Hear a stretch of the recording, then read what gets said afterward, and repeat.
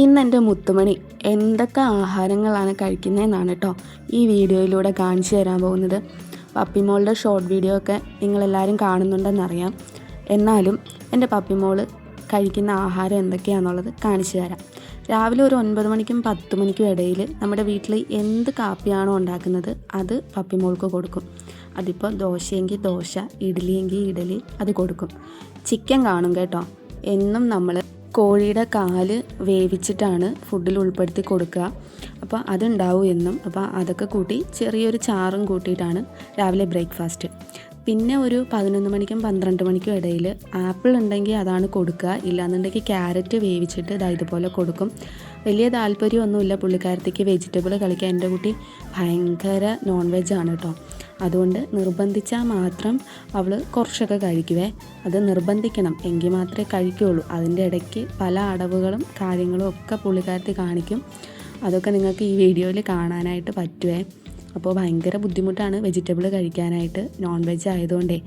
അങ്ങനെ നിർബന്ധിച്ച് കഴിഞ്ഞാൽ ഞാൻ കഴിക്കാൻ കേട്ടോ എന്നുള്ളൊരു മട്ടാണ്.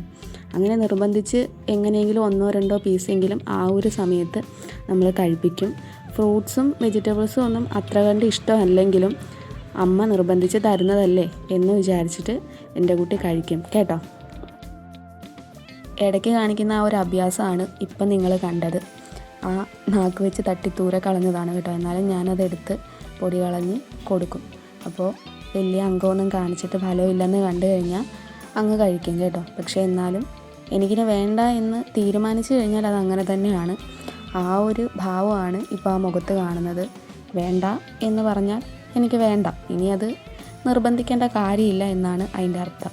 പിന്നെ വെള്ളം പുള്ളിക്കാരത്തേക്ക് വലിയ താല്പര്യമുള്ള കാര്യമല്ല കേട്ടോ. വെള്ളം നമ്മളെപ്പോഴും പാത്രത്തിൽ വെച്ചേക്കും. വേണമെങ്കിൽ കുടിക്കും. അതും വലിയ നിർബന്ധമുള്ള കാര്യമൊന്നും അല്ല പപ്പിക്ക്.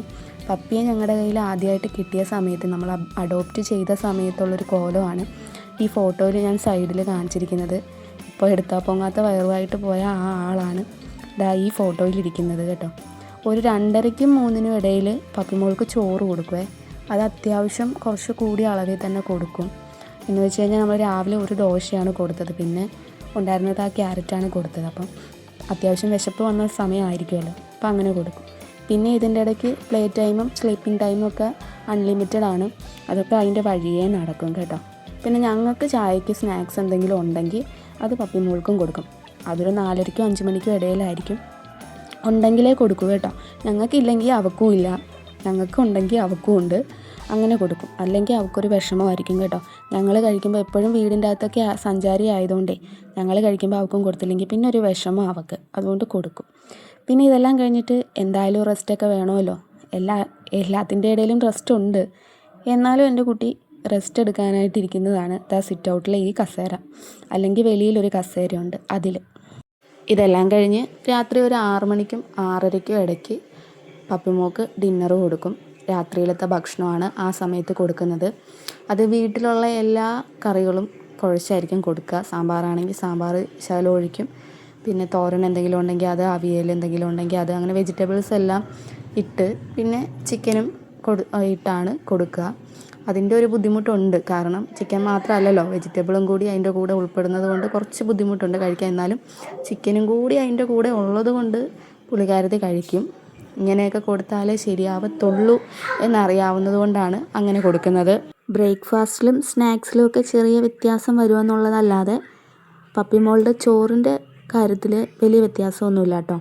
ഇങ്ങനെയുള്ള കറികളൊക്കെ തന്നെയായിരിക്കും പപ്പിമോൾക്ക് കൊടുക്കുക. പിന്നെ ഉപ്പ് അധികം ആഡ് ചെയ്യാറില്ല പപ്പിമോൾക്ക്. ഉപ്പ് അങ്ങനെ അധികം കൊടുക്കാറില്ല കേട്ടോ. ഉപ്പ് അങ്ങനെ അധികം കൊടുക്കാൻ പാടില്ല ഉള്ളതുകൊണ്ട് ഉപ്പ് അങ്ങനെ അധികം കൊടുക്കാറില്ല. ഈ വീഡിയോ നിങ്ങൾക്ക് ഇഷ്ടമായി കഴിഞ്ഞാൽ ഒരു ലൈക്ക് തന്നേക്കണം. പിന്നെ ഒരു സബ്സ്ക്രിപ്ഷനും കൂടി തന്നേക്കണം കേട്ടോ. അപ്പോൾ പുതിയൊരു വീഡിയോ ആയിട്ട് വീണ്ടും കാണാം. അതുവരേക്കും ബായ്.